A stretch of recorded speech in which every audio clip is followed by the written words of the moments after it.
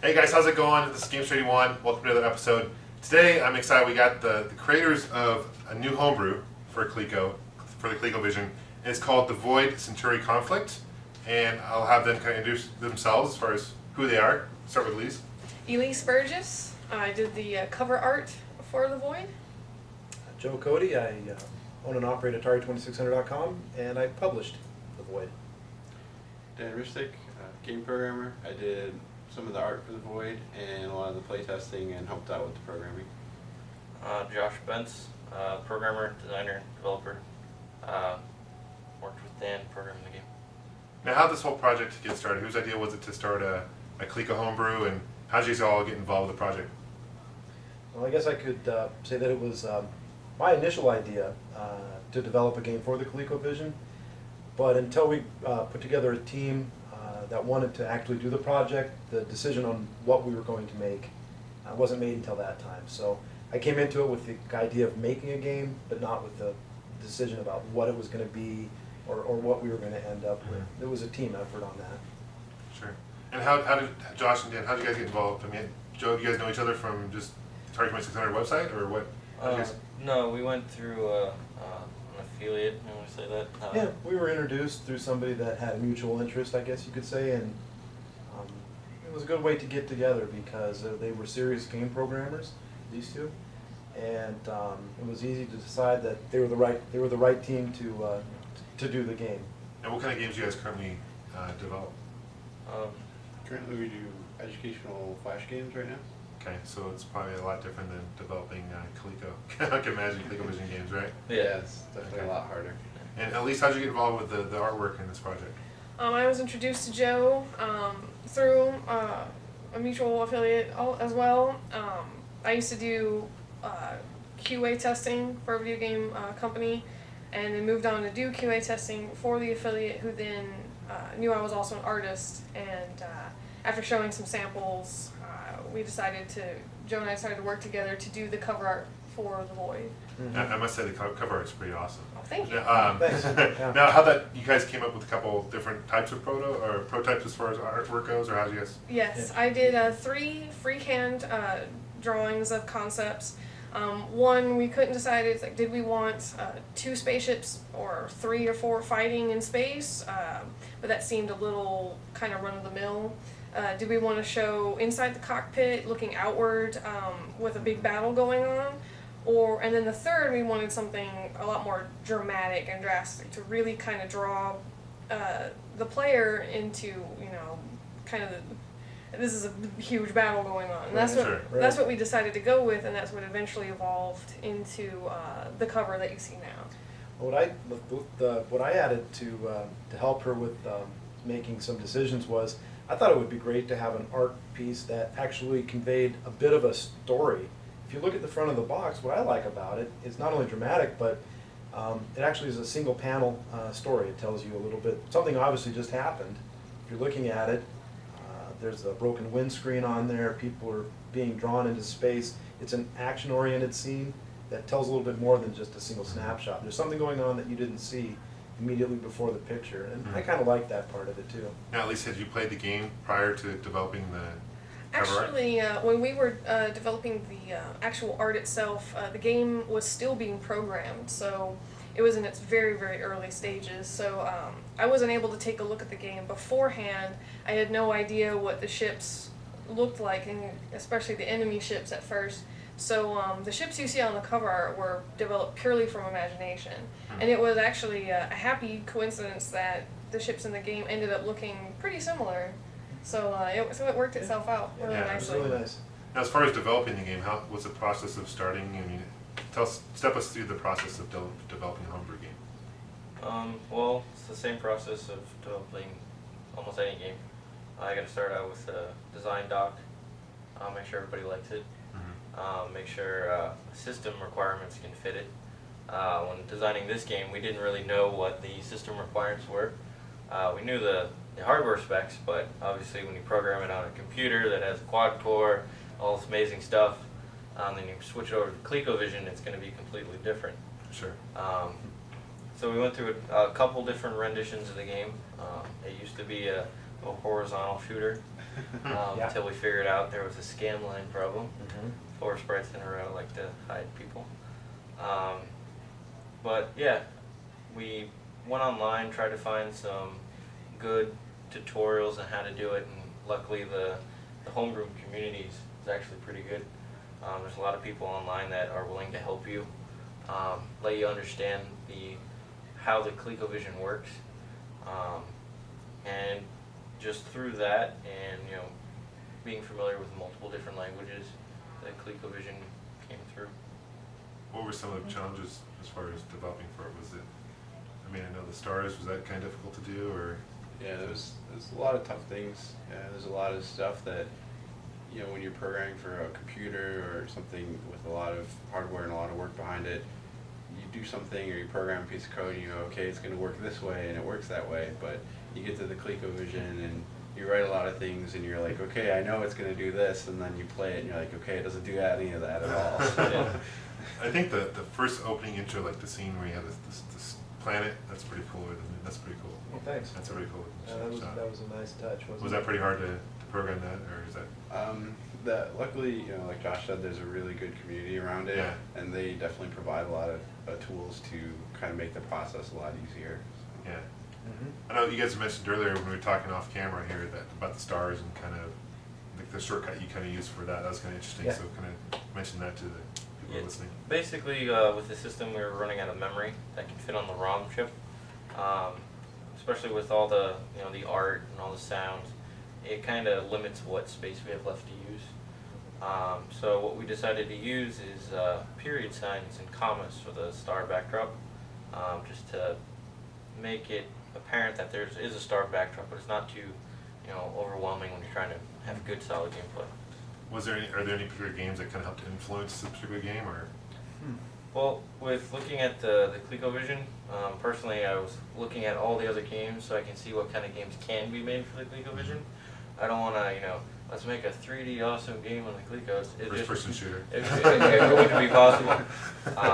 So I just basically went online to see what was out there. Obviously games like Galaga and all the other space shooters influenced the style of gameplay. Sure. So that's what we went with. I see similarities to an Intellivision classic, Astro Smash, Sure. which has a lot of similar, as far as the objects descending vertically down the screen. But this game, the Void is actually a lot more advanced even than that classic myself. Maybe it's kind of similar to Gorf, I guess, would be another example on the ColecoVision library. But it has so much more to offer than that too, so it's kind of, you don't see anything really that it really matches up to exactly. It's kind of a meld of different game concepts. Before we talk about into the gameplay itself, is there anything else you want to add as far as an artwork side thing or as developing side point you want to mention? Or anything you can think of? No? Okay. All right, well, let's keep going on the gameplay here. So you have 4 ships to choose from, and they each have their own unique special ability. Yes. And how'd you come up with the names for each ship, and what special ability do they each have? Well, the original concept of the system was to give a space shooter, but I wanted to. It's like a tribute game basically. Each of the 4 ships was based off of one of the Coleco consoles. You have Adam, which is the Adam computer. He's blue ship. His power up is the shield. So he's the defensive guy. We also gave him an extra life compared to everybody else. We also have Daisy. She's off of the motion console. I guess it had like a steering wheel. One of the only games that came out for that was Dukes of Hazzard. So Daisy, she's the red ship. Her power up is the advanced projectiles. They kill enemies with 1 hit. The next one is Dr. Oselek. He's the green ship. He has a missile that when it hits an enemy, it does splash damage. So if there's any ships around it and they get hit, they also blow up. And the last one's Illusion. It's the yellow ship. It's for a console that never came out. And his power up is the ray beam. So if enemies get in front of it, they're just gonna get blown to smithereens. And Oselek is what? Coleco spelled backwards? Yeah, I'll say like that. It's very cool. A tribute to the Coleco history right Yeah. there with the different game selections. So the object of the game is what, to kill the enemies, to rack up points, Mhm. and to get to the boss stage, right? Yeah. Well, also there's ranking up, so that another level of the gameplay is the ability to achieve a higher player ranking. I believe we have 12 rankings in total, so through good gameplay you can advance from a space cadet, which is the beginning, all the way up to it's Lieutenant Colonel. It goes beyond that, doesn't it, Josh? It goes all the way up to Fleet Admiral. Fleet Admiral, right? Hmm. right. Space. Fleet What's Admiral. your highest score you guys have? I'm putting you on the spot here. What's the highest score you guys have? I don't Oh, even know. I don't think even know. I think I've played the game so much I Man. don't even know. Well, the score rankings, we wanted to make it more competitive in two-player.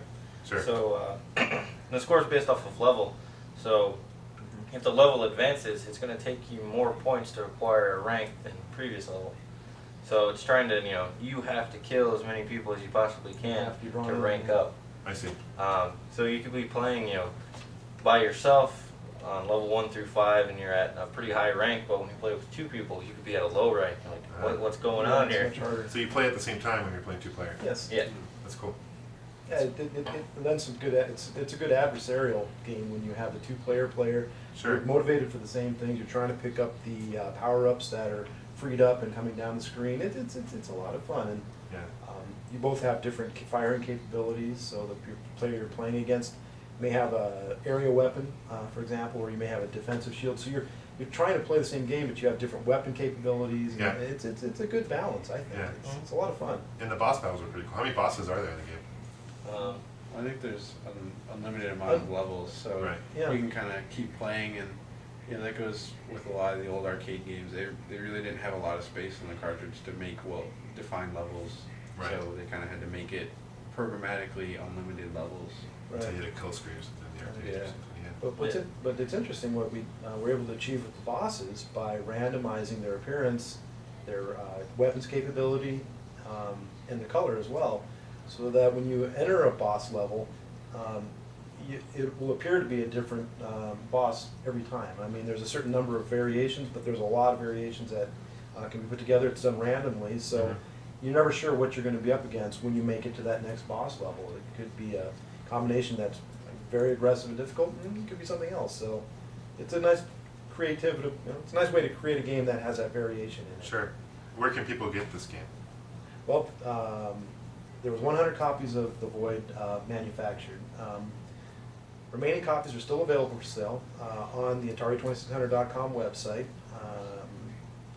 You can visit the website. The online store section has the games listed under the new products page, and you can order and select your games right there on Atari2600.com. If the demand is high for it, would you ever consider doing more prints, or are you going to just limit 100? Well, I'll tell you that the games include a box, manual, and cartridge, so it's a complete game package. They're also serialized, 1 to 100, so we would never reproduce the current version, the box game that has all of the games with it. There's no plans currently to make the game available at any point as, for example, a loose game cartridge. So if you're interested in the game, I would suggest, acquiring it now. There's only 100 copies. We've sold a lot of those games already. And if it sells out, it's probably not going to be available in the future.